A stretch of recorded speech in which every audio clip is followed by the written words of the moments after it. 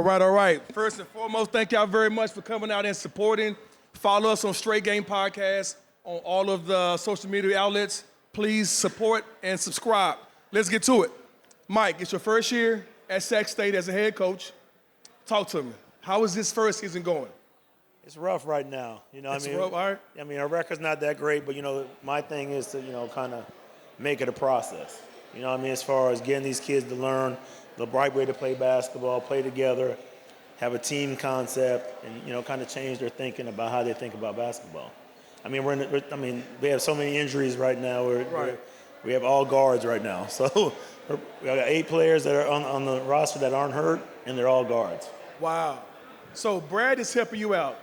Yeah. You played with him as a teammate, but how is he as an assistant coach? You know what? He's doing good. I don't know what the hell he does when he's there, but he's around. Ask Brad. Brad, what do you do for us, Brad? I talk to the people.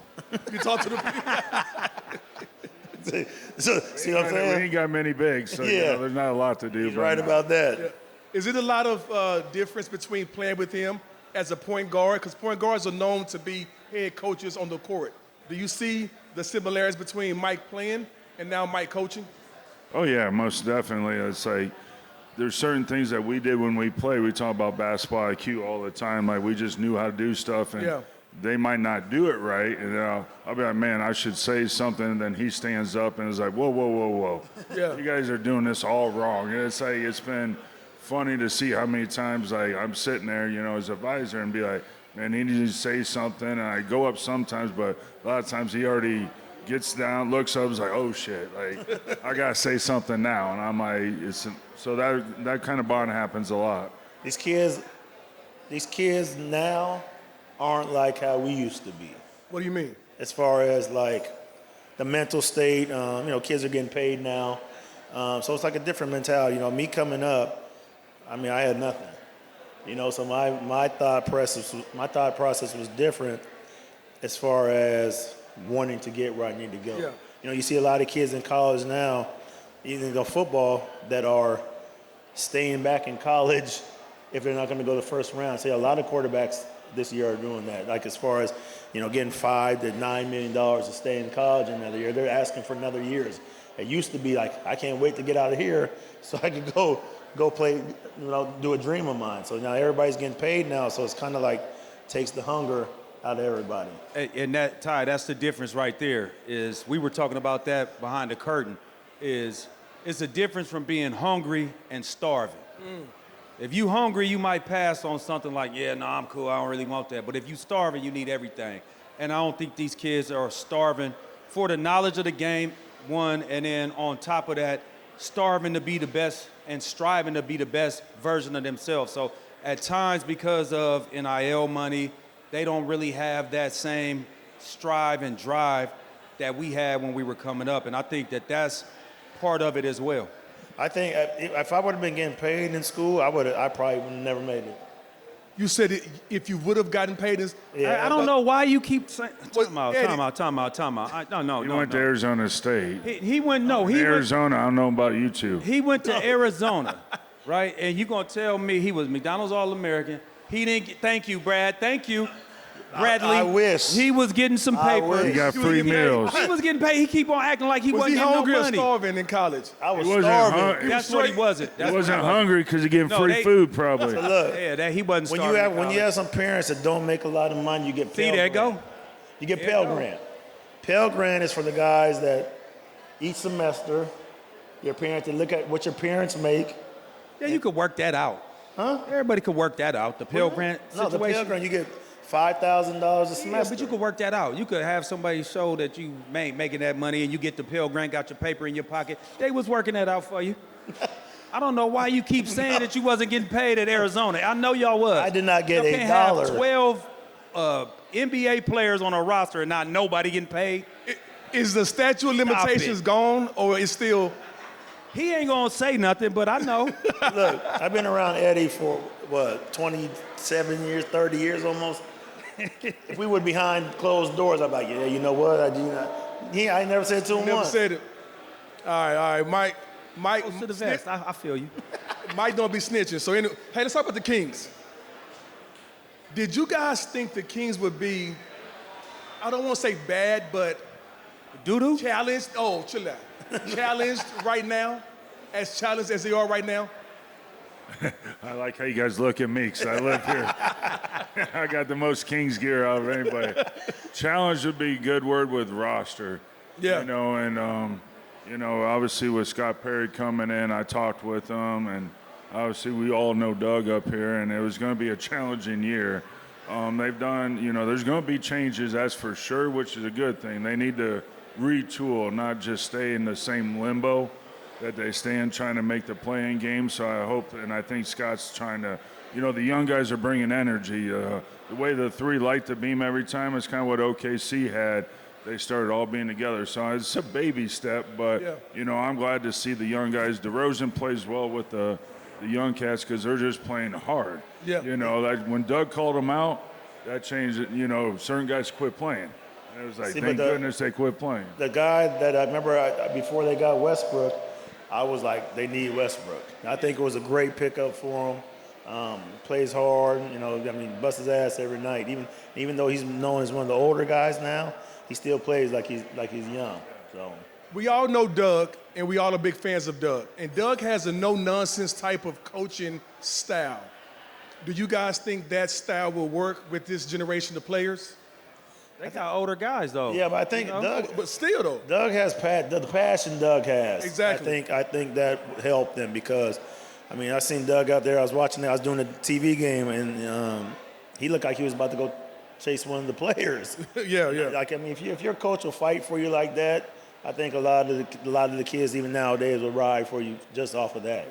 My thing is this: I think that the Kings got a lot of similarities as far as their players. It's not a lot of diverse players that do different things out on the court. You look at Levine, what he does on the court is very similar to DeMar DeRozan, except he got a little bit more bounce, you know what I mean? But he's playing more mid-range. He ain't knocking down the three like that. Same thing with Russ. Russ ain't going to knock down the three and kill you with the three. He's going to be attacking the basket. So it's kind of hard. I feel like Doug got his hands tied because he doesn't have the roster and the diverse roster that he needs out there for them to be as successful as they can be if they had maybe just two of those pieces, not all three of them. And when all three of them out on the court at the same time, it's pretty tough for them to find angles, gaps, and driving lanes. Okay, speaking of rosters, with you working for that green team that you work for, I forget their name. Stop hating, man. But anyway, what roster moves you think they could make to salvage this season? Wait, Tom, you talking about who? I'm talking about the Kings, man. Oh, okay. I thought you said the green team. No, so I'm I like, said you work for that green team. Okay. He gets What defensive roster for the moves would Celtics. they have to make? I think I'm with Brad. What he said. It's not about rebuilding, but you retool. You find right before the All-Star break, you find a couple guys that you could piece together and bring in maybe some young players to play with a few older players, and then you start creating that culture and changing that culture. Because if it's just older players, they're already stuck in their ways. We know that, and it's a lot of times that's not going to change. You get guys that are 10-year vets, they're going to play like how they play, but you get somebody that's starving, like we were saying, that's starving, looking to make their bones in the league. I think that's what they got to do, and they're going to probably have to part ways with somebody that's on that team, whether it be Levine or whether it be DeRozan, and it might be a mutual thing for everybody. They get a breath of fresh air. Mike, is it time to blow it up? And if so, who would you keep? I mean, I think so. Like I told you before, I think that they were talking about keeping Keegan Murray and what's his name, Nick Clifford. So I mean, I think they said everybody else after that is tradable. So I mean, once you hear that, like maybe the organization gave up a little bit already, trying to go in that different direction. I think once that's said, you got to go ahead and do it. Brad, you said you spoke with Scott Perry. And Scott Perry's message to the fan is be patient. What are your thoughts on that from a fan's perspective? Be patient. And they have already traded away De'Aaron, all these different guys. I mean, I think we're the most patient fans in the league. You can start with that point. Like, we will come support no matter what. But, it's the word blow up, rebuild, retool. it's all about just finding some people that want to play the way Sacramento wants people to play. And they were ride and die that way. So, like I say, way the young guys are playing. DeRozan, like I say, Brody's playing great with young guys because they play hard. They do what they do, but at least Westbrook's the hardest working player in the league. No question. I don't think anyone can argue that. Every night he plays hard, and that's why he's beloved here already in his few time, no matter what the record is, because the fans want to see people that want to play the game hard. And, that's why they love Sabonis. That dude plays hard, So there's roster moves to get people that just – you got to get rid of some old guys. It is what it is, and get, younger, but get the right people. Like what we're doing with Sac State, NIL, like the portal, we got to find the right people, not the most money. Yep. The IU coach talking about, I don't have 5 stars, but I got people that know how to play the game. So it's like a weird thing. You got to find the right pieces, not the flashy piece, the right piece that works for the right place. And, this place will love a team. There's no doubt about it. I got a question real quick, though, for you guys, because I don't really follow the Kings like that. What is the capital that they have, the draft capital? Or do they have draft picks? Do they have first, second round draft picks? We got to trade for draft picks. Huh? We're going to have to trade for some good draft picks. How do you guys feel to see Mike Brown's success? He was here. De'Aaron's success. He was here. What mindset does that put you guys in as fans? Haliburton as well, exactly. Like, what mindset does that put you in, knowing that they were here and this could be some of the Kings' success? You just got to be put in the right situation. Sometimes the situation isn't always right for you. You get guys out of college, and when you draft them, they're great college players, but they get put in different situations. When we were coming out, like Vince Carter goes to Toronto, and they're looking at their expansion team, so they've probably been in 4 years. They're looking for some excitement. They're looking for a star to come in, and Vince was that. That's why Vince blew up so early.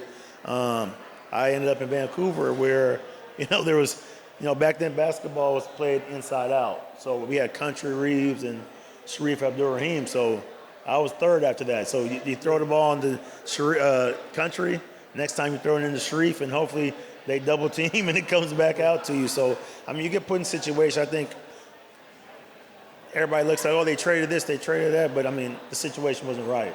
They get put in a different situation. It's going to be better for you. Your thoughts on that? And same question, Brad. We've had a few good Kings players have success leaving here. Yeah. There's no doubt about that. But it's just timing. It stinks to lose like a guy like D. Fox wanted to be here. He went to Kentucky, which is like a college version of Sacramento. They only have, Kentucky, and they love them, and they get 20-some thousand fans a game. And, that love that they feel, he wanted to be here. So, it hurts. Like Haliburton, like I said, I woke up, thought they were going to trade Fox that day. Kings trade guard, and I thought it was Fox. And, that was quite surprising, not give him a chance to play. But, it is the Kings, but you just got to believe and hope as a Kings fan. Like, we got a new idea. What Scott wants to do something different, and hopefully it's his opinion, and hopefully he makes the right moves. But get some young guys, get some draft picks, and always say learn from OKC. What they've done. They're the best example of not tanking.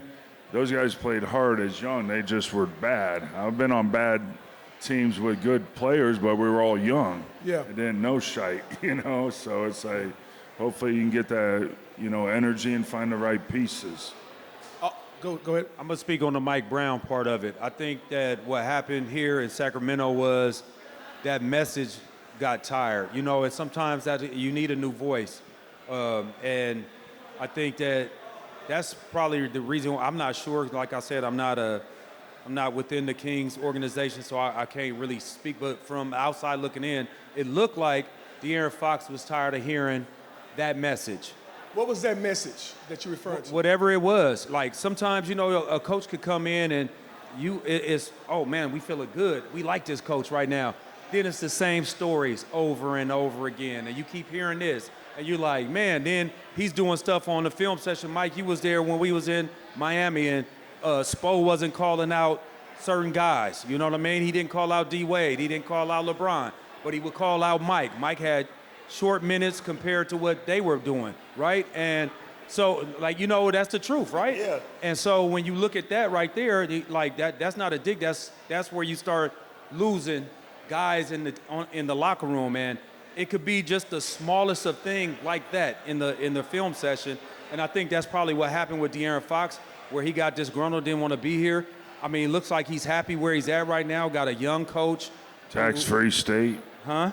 Tax-free state. Tax-free state, getting all the money, and so I think those are the things that can happen. So I want to see what Mike Brown's going to look like 2 years from this season. Is it going to be the same? Because everywhere he's been so far, that has been the same. They've been great the first couple years. That third and fourth year, it seems like it's falling on deaf ears. Well, if that's the case, why fire Mike Brown and trade De'Aaron Fox? Because we all know how dope Mike Brown is as a coach. You know what I'm saying? Like, what's that about? I can't answer that one. I mean, You can't answer that one. yeah, I don't got no answer for that. I mean, All right. only thing I can say to that is this. You have a disgruntled superstar, you have a coach, and then all of that just goes together, and somebody pulled the trigger on one before the other, and then everything just had to roll after that. Once your player checks out and you don't have a backup for that coach coming in, if that player checks out, then guess what? What the hell is he going to be? Why do I want to stay here? Yeah. Have you guys ever experienced that same scenario during y'all playing days? Or what? Like the coach, that particular player checking out? Or have you guys ever checked out from a coach and, I ain't gonna say got a coach fired? Mike Dunleavy, Mike Dunleavy? I haven't, no. that sucker. And nobody likes him. Yeah, that sucker right there, Mike Dunleavy, he's a piece of shit. I'm sorry, forgive me. Lord. Where was you at? I was with the Clippers. Forgive me, God. Like, I shouldn't be. Too late. I know, too late. But he do forgive me, though. But, yeah, no, he was not cool, man. He was the most bogus coach. But I didn't check out, though. What I did, I checked in on myself because I was like, the best way to prove him wrong was to be out there ready and be ready to rock every time if he called my number. And so instead of being over there complaining, not putting in extra work, I just put in more work, and if he called me, then I was ready to rock. And then, that was my best way of saying, man, Well, what makes a player check out? And I'm not talking about hard coaching. I'm not talking about accountability, all those things that as a coach, I want to be able to do. But what specifically will make a player check out? I don't know. I never checked out. Just like you said, just blaming, like I'm saying, I'm in Miami. I'm playing probably 10, 12 minutes a game, and there's film of me. I'm not used to be no damn film of me. I played the first half of the first quarter and first half of the third. You know And what he I mean? like this, though. He like this. He's sitting next to me. He called my name out. I said, what the Tapping during the video session? Yeah, he tapping my leg like, see this? I couldn't believe it. Wow. You know what he told me? Mike, you couldn't. I contest Derrick Rose jumper. Okay. They got an offense. Taj Gibson got an offensive rebound on LeBron, Bosh, and Joel Anthony. And he said, Mike, you couldn't come back in here and help rebound? And I'm contesting the jumper. So who's he trying to talk to, LeBron or D. Wade? He's talking to Mike. No, talking to you, but through you to whoever. No, he was talking to Mike. That's why I Ain't no talking through to nobody. He talking to who he called out in front of everybody. He called my name. I just looked up at the ceiling. And then tapped me on my leg like, you believe this? And so that was the championship year. You guys went to the finals. Yeah. So you won the finals. You went to the finals. Yeah, we were on the same. I went to the finals too. Okay, so Still there. okay. Yeah. How was that experience in Miami during that time? Because y'all thought y'all was gonna beat With Dallas, these right? two, Exactly. It was a different experience. That was my first finals, I think. They still cooked us. They still cooked us when we played the Lakers, but it was a different experience. Especially being around those type of high profile guys. Yeah. There's three of them on the team, and just be around it was different. There's a lot of media. There's a lot of stuff going on. But the finals is a different look, you know. So I heard this locker room story that Brad did something to your locker. Uh-oh. Talk about that when you guys were with the Kings. What did Brad do? Some dumbass shit. Nature, baby, nature. So he knows I'm a germaphobe, right? So I come in one day, they have 2 ducks. Like he just killed the ducks and just brought them straight to the. You went hunting? Yeah, with Greg Ostertag took me duck hunting. Yeah, that was you and Ostertag came in. You and Greg Ostertag went duck hunting, and you come back and put the ducks He in was going Mike. to clean the ducks at the press facility, but I thought we'd just hang him in his locker to start the time. 2,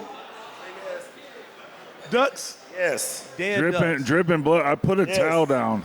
I put a was towel like it down was- to collect the blood. There was blood still like in my locker and all Well, that shit. he put a towel down, Mike. What the fuck? I'm what's that surprised he mean? didn't faint. I'm surprised you didn't faint, Mike. You No, know, you I- see that blood, you I was be. pissed. I was pissed. I went home. So my middle daughter, I said, you know what I'm gonna do? I went and got a shitty diaper and tried to put it up underneath his door handles. So whenever he go to open his door, How nasty would that have been? It would have been, but my people are the managers. yeah, they told him that it happened. I put it all up underneath his door handle. So when he wouldn't even know what it was. He'd just be out driving and just be like, shit on his fingers. So are those type of pranks normal? Oh, yeah, it seemed like it.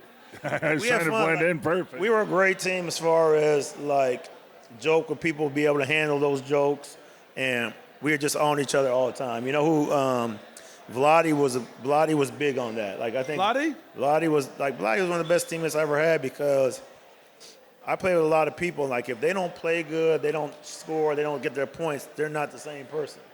You know what I mean? We'll get on the plane and sometimes they won't gamble with us. Vladi, no matter what Vladi did, Vladi was always the same. Whether he had a good game, 20-something points or 2 points, he always led the card game, and he kept everybody together. So, You guys have any Chris Webber stories I mean, he was with. that you can tell? I think Webb still owes me some money from Madden. I used to beat the shit out of him on Madden. What happened?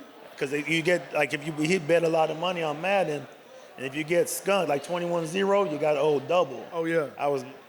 He never gave me my money out there. Easy that- money. So to add to this story, my first year on the Kings, we played in Dallas preseason, and I picked a spot on a plane that had an outlet, and I brought a TV and my PlayStation, but I played Tiger Woods. And they'd be like, play man. I'm like, I suck it, man. I ain't trying to get smacked by you guys. Like, play Tiger Woods. So I let them play on my TV on the way from Sac to Dallas, and I think Webb lost maybe 40 grand total at that time. Damn. It was 21-0 for 1,000, call it. Then that was double. Then double got smacked again, and it ended up being like almost 40 G's or something on a flight. And I didn't play. Trust me, I was watching this, and he just waxing Webb's ass like every game, 21-0. Like he's like, go again, double down, double down, double down. I'm like, What So can you do? did he pay? No. He didn't pay? No. Wait, he didn't give you no cheese? He kept trying, like, come to my room, let's play in my room. So I ended up go playing at the room. Oh, let's play tomorrow. But it always get like he thought I wasn't serious. I'm not sure. I don't know. You should have gave him a cop. I got a gambling story. So when I get traded to New York, right, we playing Boo Ray. I'm killing. They sweet. Eddie Curry. Who else? David Lee. I mean, I'm talking about sweet. Sweet as a June peach. They so sweet out there on the table. Sweet as a June peach. I'm whooping them, right? So I get up like 30,000 on him, and I was like, you know what?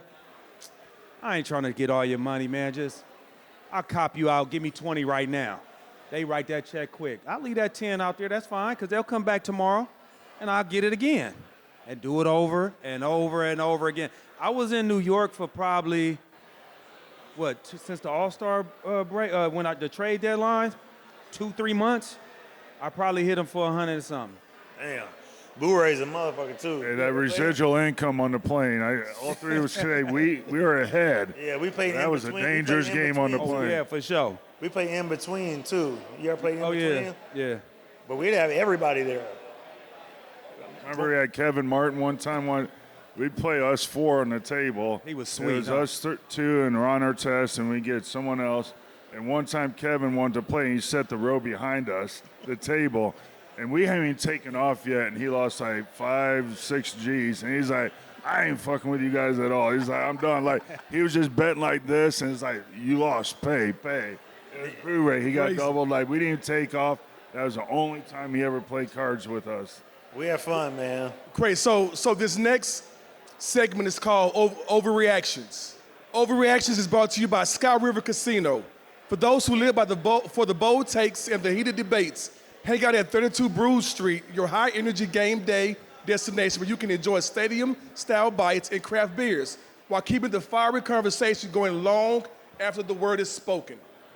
Overreactions is our true-false segment where I give you guys a question, you tell me true, false, and why. Kings will finish the worst record in the NBA, true or false? I think false. They're False? making it, I think false. I mean, I think not the worst record in the NBA. I'm not saying it's going to be great, but I mean, they won 3 in a row. I think they're making turns. You know, hopefully Sabonis comes back and plays tonight, so I say false. Well, they are beating the Wizards now, so Yeah, they won 3 in a row. it They beat the Lakers, Four, Rockets, baby.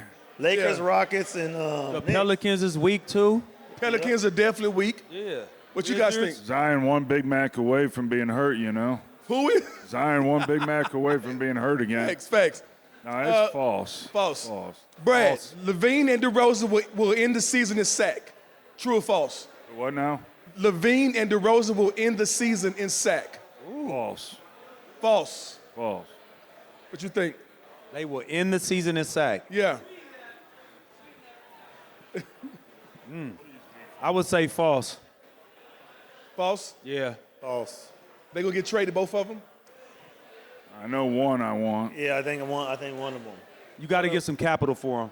You know, you got if you're gonna retool, you got to get some capital, some young players, some players that you could put in there that you pay them cheap and you're not paying all that money for them. Easier said than done, right? Because both of them have good contracts, and I mean, so what teams? You guys don't know that, but do they have that much stock where they can get some draft capital? Who would give up draft picks for DeMar DeRozan, which I think is super dope, by the way, and Zach? You know what I'm saying? Yeah, I mean, They have. It's somebody out there. You think so? There's somebody out there that got draft capital that is looking like, okay, this could be a player that helps us make a playoff push or make a run in the playoffs, and they have that draft capital. So there's a team out there. We just have to look at that. We don't got that list in front of us, but there definitely is teams out there. I mean, let's just look at a team like OKC. You don't want to mess with what they got going on, but all the draft capital they got, they get one player that they can say, hey, this could push us over the top. I don't think they're. But I don't think so either. But I'm you can't saying mess that up. there's a team that got that though. I think I've heard rumors about Kuminga coming to SAC. Like, who knows? Like, the Warriors may give up something for Kuminga to bring Kuminga to SAC. But what you think? True or false? No. Kuminga playing in SAC this season. I don't know. I got a question. I got a question for y'all. Shooting free throws. That's about it. I don't want got that. a question for you though, for all three of you guys up here. Okay. So, we talking about Kuminga coming over here. It's just more of the same of what the Kings already got. So, why would you want to draft that? I mean, not draft that. Excuse me. Why would you want to But trade he's for young, that? though. He's young. He's young, but still, it's still the same type of player. Like, he's not bringing anything different that they don't already have. Well, the Except difference youth. is exactly his youth. And so that's something that they feel as if he hasn't touched his potential, and he's young enough to mold into the player that they want him to What be. is his potential? But his mindset is just a scorer.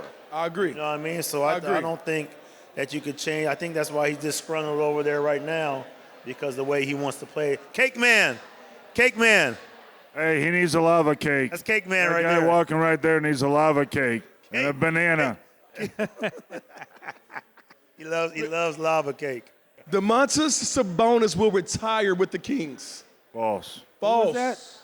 Sabonis retire with the Kings. Oh, that's You false. say false. Why? Ain't no one staying with their team unless you Joker or that's it. You can't find a big, well, you can, obviously, but Sabonis is like that. They say they would give him up. He like that, but Yeah, they only protecting two people. It's the young kid they just They already said it? Keegan and Keegan, that's right. what's yeah, that? Keegan, Nico, and the two bigs. Okay. Yeah, Nico Those Edwards. four is what I think. You just have those four. That's it. Anything else? Will Westbrook retire Kings? If he wanted to be done at the end of this season and didn't get traded.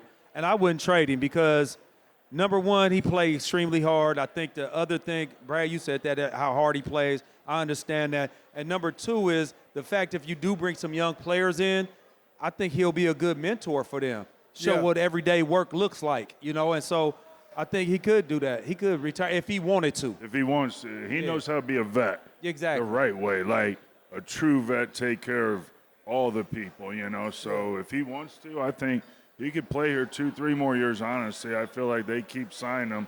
He gonna play hard and teach the kids how to play hard, and that's what they really need here. I do think the Kings is a perfect team for him to have that vet role while playing substantial minutes. Typically, that vet role, you really don't play that much, but the Kings is perfect for that, in my opinion. Vivek will sell the Sacramento Kings. True or false? What was that? Vivek will sell the Sacramento Kings. I Damn, plead the y'all, fifth. y'all on me. Yeah, you plead the fifth?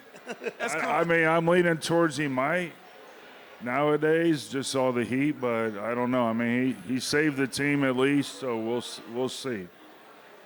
Last but not least, Steph Curry will win one more championship. True or false? False. False. Yeah. I don't think they have enough behind them. Yeah. I mean, It's not him. It yeah. ain't him at Yeah, all. I think he's a top 5 to 7 player of all time. Right. When you get things that you change, like things get changed for you in the game, that puts you up there. All right. Bet. So, Shooting all them damn threes because everybody shooting all damn threes because of him. Don't even, hey, when they come out, they don't even warm up close to the basket. They instantly start jacking up threes. yeah. Right? It's crazy. All right, this next segment is called Backspins. This Backspin segment is brought to you by Sky River Casino, home of the Humidor Bourbon and Cigar Lounge. Unwind and reminisce after a trip down memory lane while enjoying the smooth, dry, and rich aroma of premium cigars. This destination is built for easy conversation and timeless stories. Backspin. So, Eddie, explain how you ended with the Kings and what playing in Sacramento was like for you. How did I end up with How the did you Kings? end with the Kings? We lost in the playoffs to Seattle, the Supersonics. Ray Allen went crazy. You know who was going crazy? Remember, Jerome James was going crazy. No, Ray Allen I'm a went bitch. crazy. I was on a broken leg. But shit, I had to do step slide to Adelman, and I couldn't move and but just play. that's why he got his contract. Remember, he got Yeah, he his hit these contract freaking got- left hand Ray running was killing, hooks. though. Ray was killing. Big Snacks was full of crap that game. Ray was killing. But my time with the Kings was great. How it ended up happening, I had a rough year that year. I started off with the Charlotte Bobcats, and they let me go for Kareem Rush. Bernie Bickerstaff was like, hey, I want to get a bigger guard. And at that time, I was shooting, I was like top 5 in three-point field goal percentage. I had my best scoring average so far. It's still tiny as shit. Hey, that's all right. I still make my shots. I knock them down in your face, too. But so they got him. Then I ended up going to Milwaukee for a cup of coffee. And then I remember I called Mike. Bobby had tore his stomach. I think it's abdominal muscle. God damn. And I called Mike like, hey, man. Yeah, he tore his abdominal muscle. And I was like, yo, what it look like over there? And he was like, I don't know. This, that, and the third. Next thing I know, I was on the team. And, I mean, we had so much fun. I had a great time. I got family out here. So it wasn't like I was coming to a foreign area where I'm like, I don't know anybody. I have family. All the guys were great. You know what I mean? And, you know, we just wasn't able to get it done that year. And I always say this, Rick Adelman is like one of the best coaches I've had in the NBA, a fantastic coach. And, you know, it was never any bad blood. I thought the Sacramento fans were second to none. You know, they come out there, they have their cowbells, or they go crazy. They showed up and showed out all the time. So That's what's up. It was great. Brad, you were a 2-time All-Star during your time here. Talk about your experience here in Sacramento. It was crazy. Like, I remember getting here and put me up at the embassy suites, and I'm like, all right, well, I'm gonna look for a house now. And I got sick because it was like so hot. I come from humid, and it was July. It was 110 out here. Wow. Like, go in the car, look at a house, get back. The AC would be hot. And I'm like, I got sick as could be. I'm like, I ain't gonna make it in the summer. But got out here for like literally the first practice. Webb was hurt, so basically I stepped in with Vladi, and we run corner for the first time. I've never run this in my life, and I watched it for 2 minutes. I'm like, I get to throw this shit like this, crazy behind the back pass. Like, that's what they looking for me to do, and I was like, the first practice. He was a hell of a passer, too. Yeah, it was just like instantly like, I wish I would have been here my whole life or career because, you know, Purdue had me pinpoint as the center. Coach K got mad if I shot a 10-footer. Right. You know, it was free throws and post moves, and then got in the league, I had to run. I didn't get, number 2 pick. I was undrafted, so, you know, I was at the end of the bench, had to work to get playing time. I outran everybody, and then got here, and it was like I got to touch the ball, and I told Eddie, I told him he never leading scorer at Arizona State, but no assists. I led the team in assists my junior year in college as the center. So, like, I passed the rock. Yeah. You know, so it was like when I got it, it was almost like a dream come true. Yeah. And then obviously the teammates that were here were, like, freaking awesome. And it was the most amazing basketball IQ experience of my life. You went from not getting drafted to being a 2-time All-Star. Salute, my brother. Salute. That's dope. Mike, Western Conference Finals, you hit the big shot. They took the championship from us. That was our year to win the championship, right? I think we beat New Jersey that year by like 50. Y'all beat New Jersey by 50? In New Jersey, we beat the shit out of them in New Jersey, like 50, 60 points, 40 points. Wow. So we would have been matched up with them, but that still hurts to this day. Like, you know, the Robert Horry shot, I can't look at. Like, I watch some of the highlights, and you know how they do the foul stuff and like that, but then like as soon as you get to that shot, I cut it off. Wow. Okay, I still can't look at it. So you and Kobe were close. Were you talking? We're really close like that. Our dads played together, so we were kind of together when we were young. You know, okay. Like 2-3 years old. So, but when we got to McDonald's game, you know, it was kind of meeting back up and getting the seats. Remember, it wasn't like today. Like, you played teams. If you're on the West Coast, you stayed on the West Coast and played those teams. You played teams in California, New Mexico. You don't go. He's in Philadelphia, so like I didn't see him until McDonald's game. Okay. So Gotcha. it was like that. So, but I mean, it's a crazy story because of the Chucky Brown, right? So Chucky Brown's like, I'm thinking this shit's over. Like I'm on the, like, you know, with the Blues get you in the red carpet events. They took care of you, and so I'm on the radio talking shit like it's over. There's nothing they could do to stop. It's done. And Chucky Brown's like, Mike, if the NBA wants a team to win, they're going to bring in the certain kind of refs. I was like, bullshit, Chucky. That shit's, the refs can't even help him right now. He said, watch tomorrow's game. We get to the game. He told me who the ref was, and he said, Mike, go look at you know how you get the books before the game, right? Yeah. He said, Mike, go take a look at who the refs are.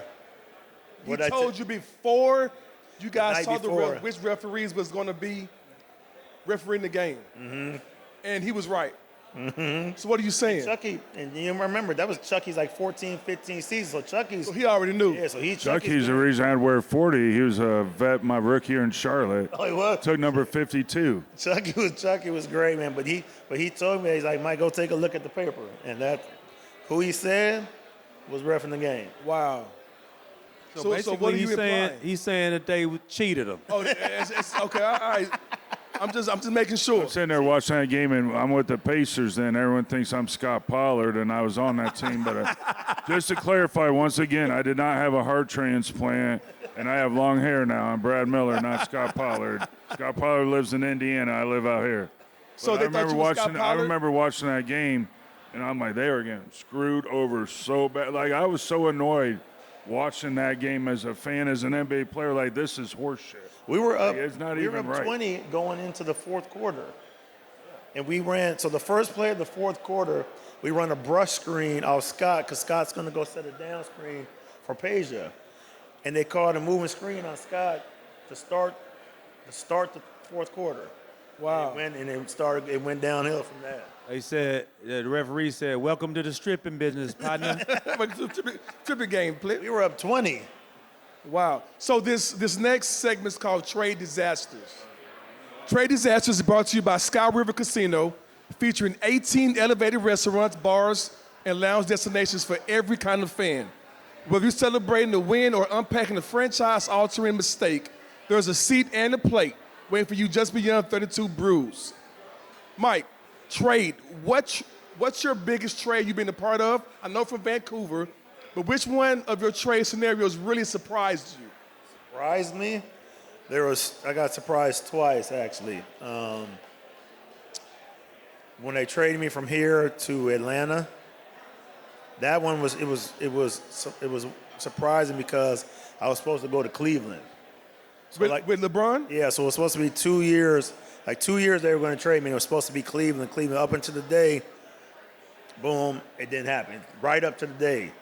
And I'm sleeping one day, and my son comes in like, Dad, you got traded. I'm like, I didn't get traded. He's like, it's on the bottom of ESPN, like Mike Bibby to the Atlanta Hawks. I'm like, fuck, the Atlanta Hawks? Because they haven't been in the playoffs in a while. So I called my agent, David Falk, super agent back then.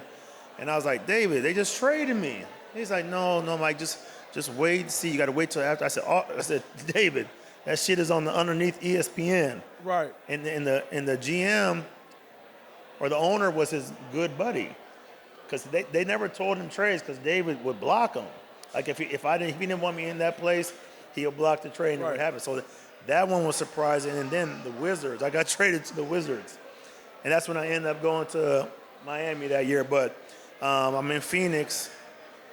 I'm at home, so I'm driving to the game myself, taking a nap. Me and my son getting ready to go to the game, like drive to the game. And whenever you get traded, you always get a number from where you're playing now and where you're going. Right. And so I come back, and it was a 202. I didn't even put it together. And they called me. He's like, hey, did you go leave for the game yet? I was like, no. He's like, well, we don't need you here because there's a trade about to go down. So we don't want you here if the trade goes down. It's like 95% done. Wow. So I was like, damn, who'd you trade me to? They said the Wizards. I said, damn. I couldn't believe it. I got there. I ended up playing 2 games there. I didn't play that good, but remember we came to play you guys my first game. And I was like, man, get me out of here. And then the shit just started talking like, shit, we're going to try to get you here. And then I ended up playing 2 games there. And it's funny because I had another year left on my contract. And it was supposed to be a lockout next year, so I wanted a buyout. So I was like, hey, can you buy me out? I don't want to be here, this and that. And they're like, well, there's probably going to be a lockout next year, so we probably won't have to pay you anyway. So I was like, damn, you know what? Keep it. Keep the money? Yeah, I got to go. I had to go. It was that bad in Washington? It was bad. I got there. You've seen that show with Martin when he goes, welcome to hell, bitch. Keys, cars, wallet, now. I walk in. That's nothing to lose. Rashard, that's the first thing Rashard Lewis said to me. Welcome to hell, bitch. I said, damn, it's that bad? He was like, yes. After he said that, it was done. But I think they wanted me to come in and kind of be a mentor for John Wall. Okay. I thought I still had a little bit left in the tank. So I was like, man, I'm going to play at least for a couple years. And I went to Miami, and it was kind of like, took everything out of me, and I was just like, I think I don't even want to play anymore. Oh, wow. Oh, Miami, I had a ball. How about you, Has you ever been in a trade scenario? I had a ball in Miami. In Miami. Talk about your trade experiences. You ever been Well, I would say probably the worst one, the one that stung the most was getting traded from Boston to New York. This is 2 years removed from when we won the championship, so it was 2009, 2010 season. And I kept hearing, like, you know, trade shit, this, that, and the other. And we was on the bus. I'll never forget, we was going to L.A. We were playing the Lakers that day. And my agent called me and was like, yeah, they're going to fucking trade you. And I was like, what? He was like, yeah, they about to trade you. I was like, where? He was like, to New York. And I was like, man, get out of here. He was like, no, for real. And I was like, okay, so usually Doc the first one off the bus, everybody off, you know. Oh, vet sit in the back, you know, the bus. So I'm in the back. I'm walking. Doc is still sitting there. I'm like, oh, damn. And so he set me down. He like, yeah, man, you know, it's almost pretty much for sure thing that you're going to get traded. It's not final yet, but it's probably going to happen. And I was like, you know what? Let me get my work in. Just in case it don't go through, I'll be ready for tonight. And I went out and I did our shoot around. And that was last time I said. That's the last time you saw. Brad, how about you, bro? I mean, I wasn't mad about it, but we were in Miami. He's playing for the Bulls, and like I said, we were trash. And kind of same scenario. Bill Cartwright was intern coach, and he stayed on bus, and me and Ron Artest were like on the back of the bus, the second bus, and he's like, guys, hold on for a second. And he's like, you guys are getting traded. We're like, to where? He goes, I can't tell you that. I'm like, shit, all right, whatever. You literally get off a bus called Bartlestein. I'm like, hey, I'm getting traded. Where the fuck am I going? He goes, I'll call you right back. I'm like, damn, you don't even know? Wow. It was like, hang up. I'm like, walking in the locker room, like 30 seconds. Like, you're going to Indiana. I'm like, cool. And I was down in Miami. I got a bunch of friends in Miami, so I had a good time in Miami the night before anyways, so I didn't have to play that game, and it was crazy, though. They're like, do you want me to get you a plane ticket from Chicago to Indiana? I'm like, well, how the hell am I going to get my truck there? I go, it's 2 hours down the road. Like, I'm driving. Like, I'll pack a couple bags, throw an excursion. I'll be there the next day. Like, so what trade that we can think of that propelled the team to a championship?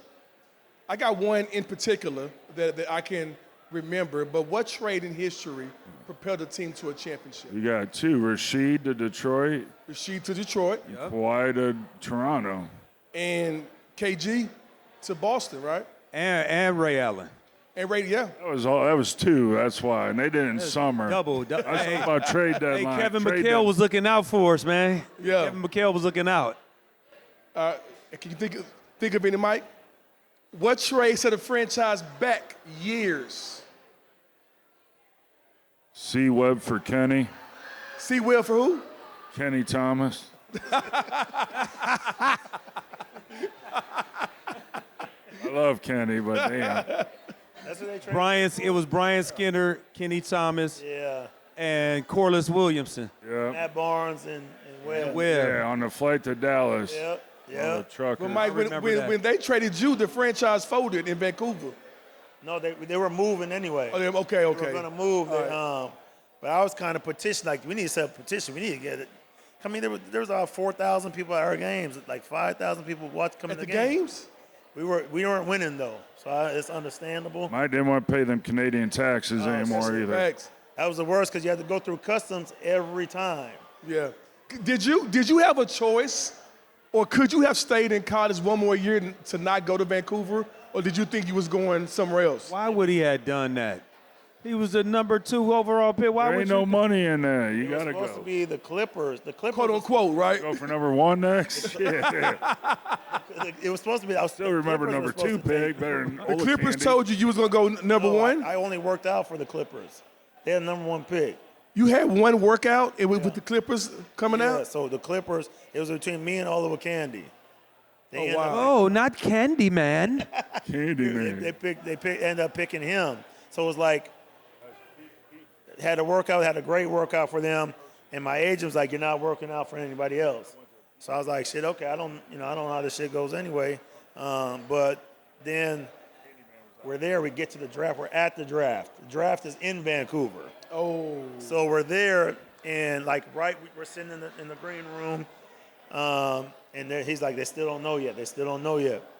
And so right before the draft's about to start, he said they're going to go with Oliver Candy. Vancouver wants to meet with you. I was like, shit. So I go upstairs. It was Stu Jackson and Brian Hill. And I remember it like it was yesterday. I was looking out the window. It was raining. It was dark. I'm from Arizona, so we don't see rain. So, and I remember they were talking like, "Hey, we got the second pick. We're going to take you." And I was like, "Look, nothing against." I'm 19 years old, so I'm like, nothing against the city, the team, or you guys, but I don't want to play here. And they were like, "Well, we're taking you anyway." So I was like, shit. And then the next year, so they picked the point guard, I think, 3 years in a row. Antonio Daniels, me, then Steve Francis. Steve didn't go. No, he said he's not going. And so he said, "I'm not going there." And they ended up trading from Houston to got Michael Dickerson, Brent Price, Carl Herrera, I think. End up doing that.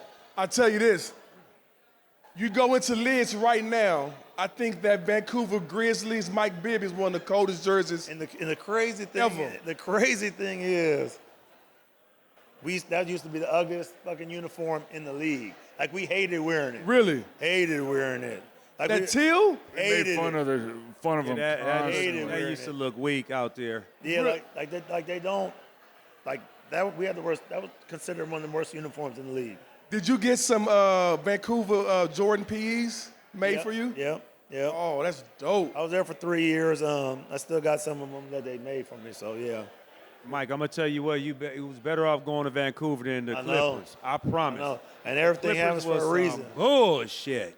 Everything happens for a reason. I think Donald Sterling, come on, it helped man. me come here too, because the owner, when they ended up moving, he asked me my top 5 places I wanted to go, and he's like, "Well, give me your number 1 place you want to go," and I told him here, and shit, like within 2-3 weeks, this shit happened. Hey, look it though. Let me tell you this: you would have hated it in LA because I'm telling you, Donald Sterling would come into the lock. This is a true story.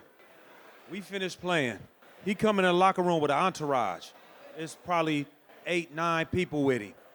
While everybody's just about to get in the shower, just getting out, he come over there. Corey Maggette was his favorite. So he come over there to Corey, tap him on his shoulder and stuff, and we would rush, be like, "Oh shit, we better hurry up, get this motherfucker come in here," because they was coming in there on some funny shit. You know what I mean? And no, for real, you would have hated it. You would have hated it. I hated it. So that LA show had some truth to it. No, that's for real. That's true story. I'm telling you, man. He would come into the locker room while everybody was getting dressed, half butt naked over there, and here he come. He come in slow walking too, sliding by, I asked looking. Matt Barnes, I said, I say, "Oh hell no!" "So you let Doc Rivers talk to you like that?" He said, "Shit, no, he didn't talk to me like that." You see the show? Yeah. They had all that. That ain't the same Clippers from that Clippers that I was on. Yeah. That Clippers was different. Bet. Promise. So this next segment is called Open Court, where we're gonna have the fans ask questions. Open Court is powered by Sky River Casino, where the game day intensity carries over to 81 table games, 2,190 slots, and a lively casino floor full of action. It's the spot that keeps your competitive energy going well beyond the opening tip. This question's for Mike. I just became a dad. He's 11-month. He just picked up a basketball. I'm just wondering, you had a very close relationship with your dad. Has he ever told you, when was the moment he found out, yeah, this kid loves basketball? I never had a close relationship with my dad when I was younger.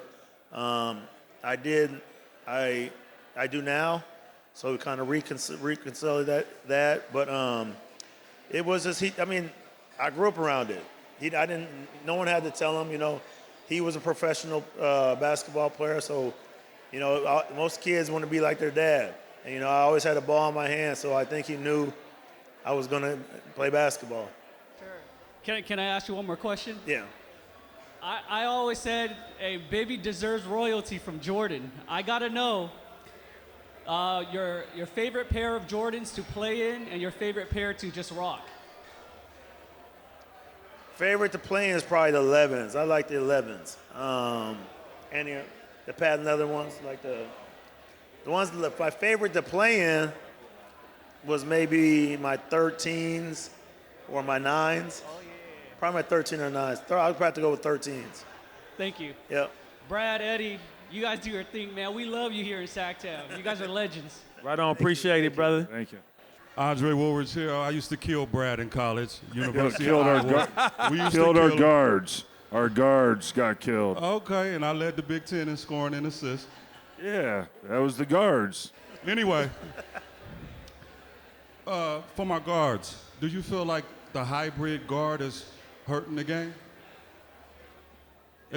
Compared to the conventional, I'm sorry to cut you off, the conventional pass first point guard? You talking about like a traditional point guard like Chris Paul, somebody like that? No, it's just the evolution of the game. I don't think it's hurting the game. I think that it's just the way the game is being played now. So if you want to be a pass first point guard, you're probably going to get shuffled to the side because guys are going to be looking for the guys that can score more so because they got everybody that can pretty much do a lot of things out there. So I wouldn't say that it's hurting the game. It's just the evolution of the game. So is Curry a 1 or a 2? He's a hooper. I think that's a real good question, to be honest with you. I think he has moments where he has to wear different hats, right? If Draymond led the team in assists, I think he's a 2. I think he's a 1.5. Like I call it a 1.5. Like they're supposed to be a point guard, but they're 2. But they want the rock like a point guard to have it all the time, but they don't pass it. I mean, like Fox is a 1.5 to me. Yeah, but people look at Steph like he's a little guy. Steph's 6'4". Yeah, he big. You know what I mean? Got So size. yeah, so it's not like he's a 6'1" or a 6 foot guy. You know what I mean? I just think that he's a shooter. I think he's a 2. so this leads to my next question, last question. So does that make him better than Magic as a point guard, or is he a 2? I think I'd put him as the best probably point guard. But I mean, but he plays the 1 though. But you just said he was a 2. No, But I say think he's the 2, but he system, plays the though. 1. I think. The On system, paper. Yeah. the system allows Draymond Green to lead the team in assists based on the offensive system. So by position, Steph is a 1 because of by position, but his role on the team, because he's such an elite shooter, requires him to be the lead scorer. So it's not as traditional as it was back in the day. And so that's the evolution that Eddie is talking about. Positionless basketball. That's where it is right now. That's where we're at right now. Yeah. Draymond would have been That's a damn good 4 question, though. with his back to the basket back in the day. Steph would have been a guy that had to bring the ball up every single time, initiate the offense. That's just not how basketball is played right now. You got guys like, look at Wemby. Like, Wemby's out on the perimeter. I don't care what anybody says. If there was a 7'5" guy that came during our time, his back was to the basket only. He's not going to be on the perimeter except Manute Bol. Manute Bol got to shoot some threes with Don Nelson. That was Don Nelson, though, but that was coaching. That was the evolution of the game. Yeah. That's when it started. True. Thank you. Already, thank you. Right bro. on. Ed, this question's for you. What's happening? Why you choose Hayward High over James Logan? Because I wasn't fucking with the coach. As simple as that. I wasn't fucking with, they wasn't messing with me, so I wasn't messing with them. So I went somewhere where they appreciate what I had rocking, and rest is history. So I got a question for Eddie and for Mike. Well, actually for all you guys. Who do you guys think is better in today's game? Is it the European players or the U.S.? See, you know what? That's a loaded question right here because me and him right here, this one right here, all he talk about is European players. But I would say this. I would say the European players are skilled. They are, and they're making they're coming up. But if you asking me, man, I got to put my feet down with the soil I'm in, man. I got to go with the American players. So I played in Europe. We don't talk about my game because they play in the NBA, all that bullshit, whatever. But I played in Europe. at the highest levels. The only difference is I think European players are more skilled, but they lack the athleticism, right? And so that's why the last, how many years, 7 years, it's been a non-American-born player, the MVP of the NBA. There's way more players in the U.S. than there are in Europe, so obviously there's more to choose from. But pound for pound, right now, who would your starting five be? I would say 3 out of your top 5 will be European players. Now, as a whole, a team, the USA guys, because there's more players to choose from. But if I'm putting together a team to, I don't know, like, who's the best point guard? Luka? We gonna see in this All-Star game. Exactly. We gonna see Big this facts, All-Star big game. facts. How about that? Big facts. Exactly. that? Come on, yeah. And Ty, I like how you glossed over the fact that we played in the league when you was like, oh, they played in the NBA, all that. Well, because I played over in Europe I too, don't in get much the shine league. because I didn't play in the NBA. But European basketball, man, is like that. Y'all could go 10. Yes, sir. Eddie, you weren't jumping up and You played 10 goaltending shit years. anyway. I played Go over. 10 in the damn I played thing, in but Europe they 13 could. years. You played 10, right? Where'd you play at? I played in Spain. I played at the highest levels, Euro leagues, all that stuff. So I know real good basketball. Of course. So, what country would you stay in if they paid on time? If they paid on time. U.S., no doubt. No doubt. No, in Europe. Are you a Spain? Spain, of course. I got Spain is the second best league in the world, behind the NBA for sure. So Russia is not a power anymore? No, Russia, you have Cheska, you have 2 or 3 teams, but from top to bottom, Spain had Rudy Fernandez, Pau Gasol, Marc Gasol, Serge. The list goes on of those guys who came over to the U.S. and had a pretty good career. Because, so I played at PAOK, but of course PAOK, In Greece, they don't pay. right. Right, Turkey, same type of thing. Yep. When I got to Italy, they were consistent. France is cool, Yeah. but you say Spain is the one? Spain, I think Spain, This day and age. from top to bottom, Spain for sure. All right, Yeah. thank you. Yeah, for sure. They say, man, thank you for giving me some love, because NBA. No. I'm about to mess with you now. Okay, so when can you was think y'all playing been over overseas, what was you trying to get? To the league. You damn right. Thank you. Talk about NBA. No, yeah, you was trying to get to that motherfucking league, wasn't you? Yeah. So? Yeah.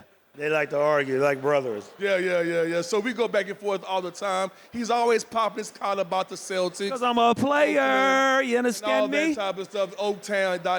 But that's my brother, and I love him. Any more questions? I'll just throw one fun fact in there real quick that people don't know about Ty and his play in Europe. Come on, brother. My man Ty played for the Republic of Georgia and actually became a citizen so he could play for their national team. That's how dedicated and how much of a baller he was overseas. You from, I thought you was from Oak Cliff.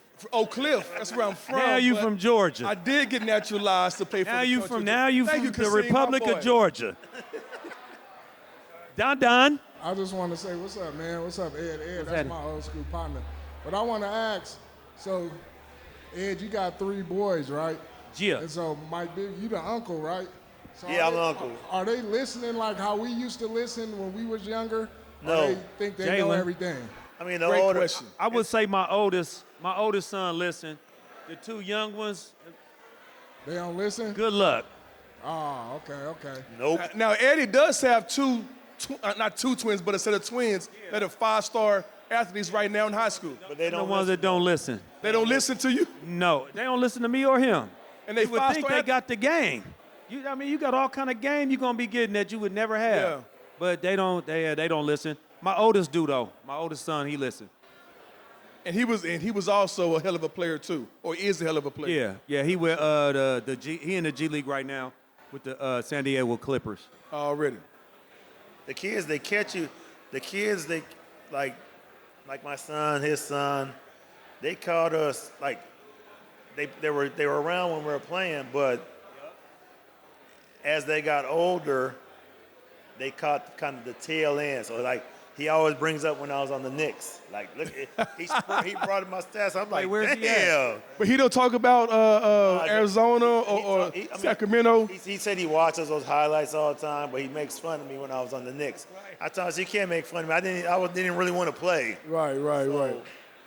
I know this, that the last time I played, so I picked my poison. So I know I'm done now, for real. So I was playing, I would whoop them in shooting games, right? And we was at your gym, at your house. And Jalen came at me and hit me with some shit. Man, it looked like I was doing the butterfly. I was over here, I said, damn, you know what, my ankles, my knees, everything. I said, you know what, I'm done. I said, I ain't playing. We gonna only shoot now from here on out. I don't want no more smoke. You got it. Can Michael beat you? He's never beat me before, no. He's never beat you before? I played him one time when I was... Wait, where he at? That's it. That answer gonna change. Junior.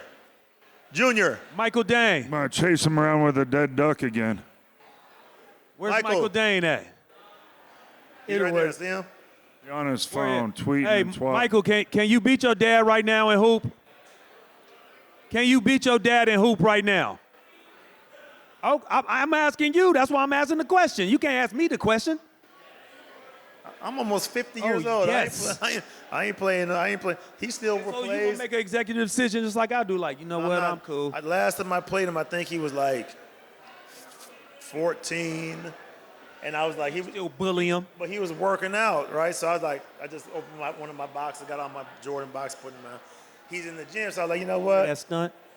No, because I was just one of my Jordan boxes. No, because I walked in, and he was working out, so I'm like, you know what? I'm gonna play him, just bust him up a little bit.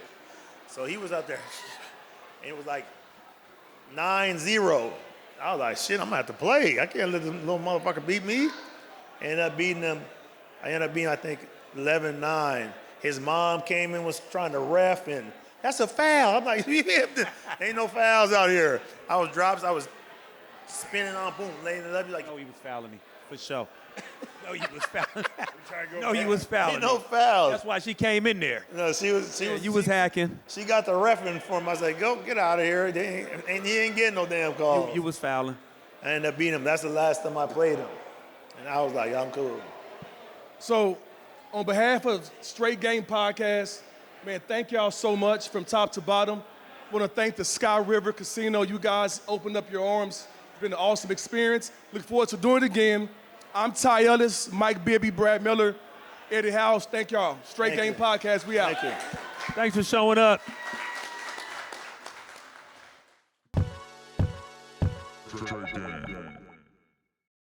I'm Mike Bibby. I'm Ty Ellis. I'm Eddie House, host of the Straight Game Podcast. Each week, we're bringing you real, raw conversations About sports, life, and family. Tap into Straight Game wherever you get your podcast. You can also watch all episodes on YouTube.